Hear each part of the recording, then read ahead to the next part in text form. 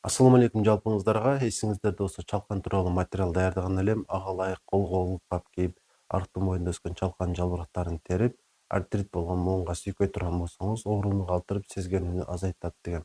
Бул факт колдонгондор билишет. Эми ошол чалканды иче турган болсок кандай пайдалары бар? Ушул тууралуу айта кетейин. Албетте өтө көп пайдасы бар. Эң маанилүү нерсе организмден уулуу заттарды айдап чыгаргандыгында.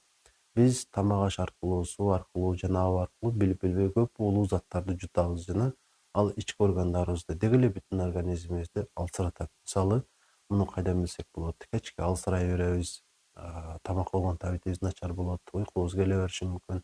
Мунун баары организм ууланганын билдирет.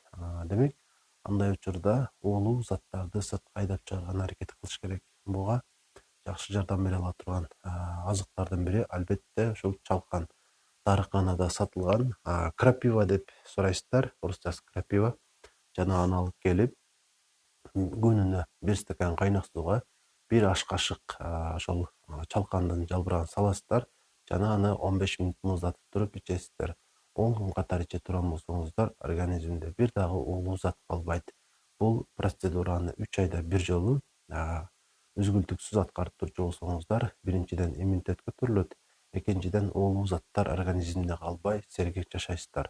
Сөзсүз түрдө аткарган аракет кылып көрүңүздөр. Анан кимдерге мүмкүн эмес? Жаш балдарга мен буга чейин эч сунуш бере элекмин, жаш балдарга сунуштабайм. Анан кан басымы жогору болгон адамдарга дагы сунушталбайт. Анткени канды коюлту берүү ыктымалдуулугу бар.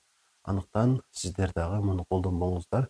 Калган бардык ооругандагы, оорубагандагы адамдар бирдей колдонсо жарай берет.